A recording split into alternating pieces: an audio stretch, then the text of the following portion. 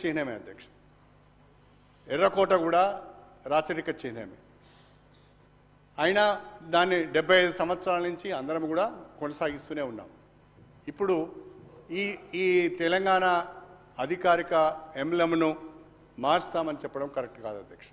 అంత మాత్రాన కేసీఆర్ ఆనవాళ్ళు చేర్పేస్తామనడం కూడా కరెక్ట్ అనుకోవడం కూడా రూమ్ను చూసిన ఇవన్నీ చూస్తే ఇవి కేసీఆర్ కట్టించింది అంటారే తప్ప రేవంత్ రెడ్డి గారు కట్టించిందని అనరు కదా అధ్యక్ష. కేసీఆర్ ఆనవాళ్ళు ఎట్లా చేర్పేస్తారు అధ్యక్ష? మీరు కేసీఆర్ ఆనవాళ్ళు ఎట్లా చేర్పేస్తారని మీరు అంటున్నా అధ్యక్ష. నేను చివరిగా కన్క్లూడ్ చేస్తున్నా అధ్యక్ష. భారత రాష్ట్ర సమితి మీద ఉన్న కోపంతోనో కేసీఆర్ మీద ఉన్న కోపంతోనో లేకుంటే కేసీఆర్ ఆనవాళ్ళు చెరిపేయాలనే తపనతోని తెలంగాణను అవమానపరచకండి, తెలంగాణ అస్తిత్వాన్ని అవమానపరచకండి, కాకతీయుల రాజులను గౌరవించండి. సార్ ఇవాళ లక్నవరం, రామప్ప, పాకాల, గణపురం చెరువులు మాకు కాకతీయులు ఇచ్చిన ప్రసాదం అధ్యక్ష. వరంగల్ జిల్లా కేంద్రంగా కాళేశ్వరం నువ్వు లేవు పుట్టలేదు తమ్మి, ఎందుకు అనవసరం ముచ్చట అధ్యక్ష. కాకతీయులు తెలంగాణలో వ్యవసాయ రంగాన్ని, నీటిపారుదల రంగాన్ని గణనీయంగా అభివృద్ధి చేసిండు. బ్రహ్మాండమైన సరస్సులు కట్టిండ్లు, బ్రహ్మాండంగా గొలుసు కట్టు చెరువులు కట్టిండ్లు, బ్రహ్మాండంగా వ్యవసాయాన్ని అభివృద్ధి చేసిండు. కాకతీయులు గొప్ప రాజులు. ఆ కాకతీయుల రాజుల వల్లనే ఇవాళ ఇప్పటికి మన చెరువులు ఉన్నాయి, ఇప్పటికీ మన నీటిపారుదల వ్యవస్థ ఉన్నది.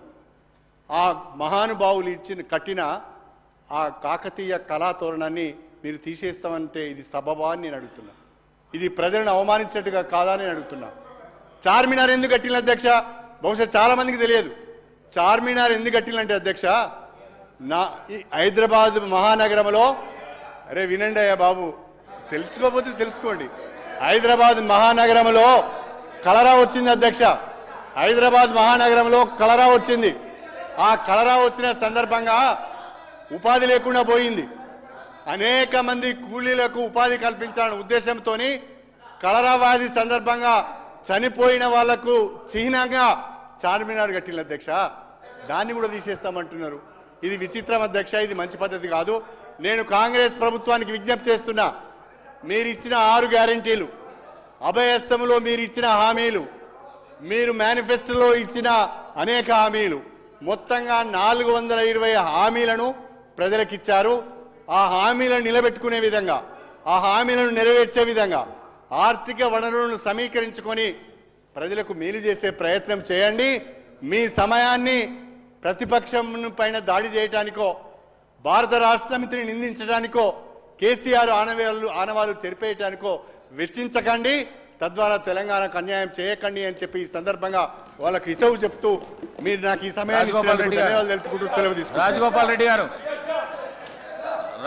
రెడ్డి గారు నేను అధ్యక్ష వాళ్ళు ఇప్పటికి కూడా వాళ్ళు గత ప్రభుత్వంలో ఉన్నప్పుడు అధ్యక్ష ఏ విధంగా ప్రవర్తించిండ్రో ఇప్పుడు ప్రతిపక్షంలోకి పోయిన తర్వాత కూడా వాళ్ళ వైఖరిలో వాళ్ళ బుద్ధి మారలేదు అధ్యక్ష. వాళ్ళ పద్ధతులు చూస్తుంటే ఒక మంత్రి, మా బలహీన వర్గాల మంత్రి పొన్నం ప్రభాకర్ గారు మాట్లాడుతుంటే కేటీఆర్ గారు అహంకారంతో కూర్చోని అంటున్నారంటే ఎంత అహంకారం ఉంది ఆ కేటీఆర్ గారికి. తెలంగాణ ప్రజలు చెంప చెల్లు కనిపించే మీకు జవాబిచ్చుతారు కూడా కేటీఆర్ వైఖరిలో మార్పు రాలేదంటే ఆ రాచరిక పాలనకు వద్దనే తెలంగాణ ప్రజలు మార్పు కోసం అని చెప్పి వాళ్ళు అక్కడ పంపించిండ్రు, అయినా బుద్ధి రాలేదు. అధ్యక్ష నేను ఒక విషయం చెప్తా, మన కడియం సిఆర్ గారు చాలా సీనియర్ నాయకులు.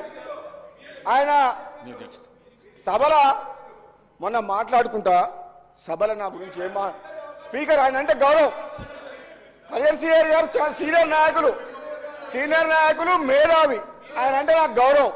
మొన్న సభలో నా గురించి ఏం మాట్లాడతాడు, నీకు మంత్రి వచ్చేది ఓ మంత్రి వచ్చేది లేదు సచ్చేది లేదా అన్నాడు. అధ్యక్ష అంత సీనియర్ నాయకుడిని ఒక మాట్లాడుతున్నా మీ ద్వారా ఏమడుతున్నా అంటే, అదే నాకు వస్తుందా రాదా మా ప్రభుత్వం ఉంది, అది ముఖ్యమంత్రి అధిష్టానం నిర్ణయం తీసుకుంటుంది, అది వదిలేయండి. అది కళ్యాణ్ సిఆర్ గారు, అది మీ చేతిలో లేదు, నా చేతుల్లో లేదు. కానీ నువ్వు ఒక ఉద్యమకారుడు తాటికొండ రాజయ్య గారికి నువ్వు 2 సార్లు మోసం చేసినావు. ఎట్లా? ఒకసారి ఏమో ఉప ముఖ్యమంత్రి పదవిలో ఉంటే అవమానకరంగా ఆనాడు తొలగించి ఆయన పీఠంలోకి ఎక్కిండు, ఉప ముఖ్యమంత్రి పదవి తీసుకుండు. ఆయన తెలంగాణ కోసం ఉద్యమ పార్టీ అని చెప్పి ఆనాడు కాంగ్రెస్ పార్టీకి రాజీనామా చేసి టీఆర్ఎస్ పై గెలిస్తే ఉప ముఖ్యమంత్రి పదవిలో అవమానకరంగా తీసేసి పదవిలోకి ఎక్కిన చరిత్ర ఆయనది.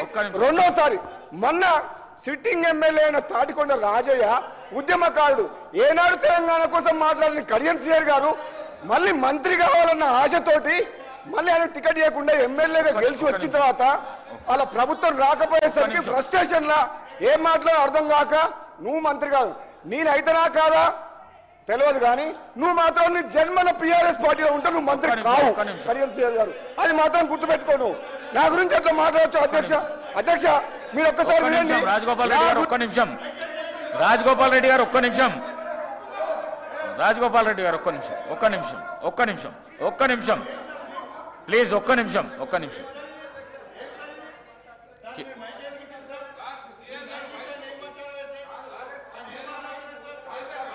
కేటీఆర్ గారు, కేటీఆర్ గారు లేలే, వారికి ఉన్నది, వారికి అవకాశం ఉన్నది, వారికి అవకాశం ఉన్నది. కేటీఆర్ గారు మాట్లాడండి.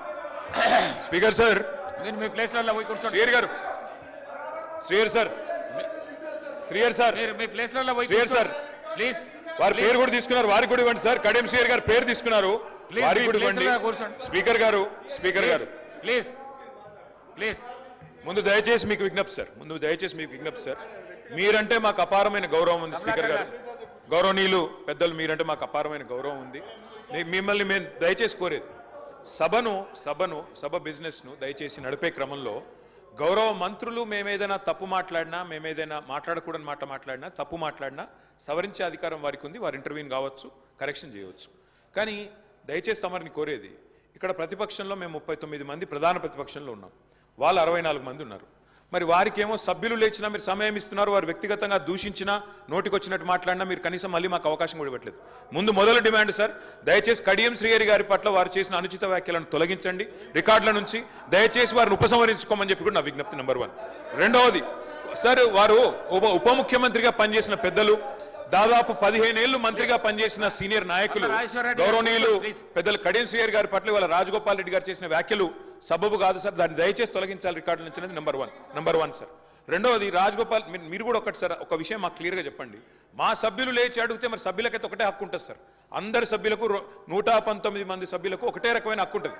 మా సభ్యులు అడిగితేనేమో మైకు రావడం లేదు, మరి వాళ్ళ అవతల వైపు ట్రెజరీ బెంచెస్ నుంచి సభ్యులు అడిగినా మైక్ ఇస్తున్నారు, ఎప్పుడు అడిగినా మైక్ ఇస్తున్నారు, వాళ్ళని మాట్లాడమని మీరే మరి మోటివేట్ చేస్తున్నారు. దయచేసి నా విజ్ఞప్తి మీతోని, అందరూ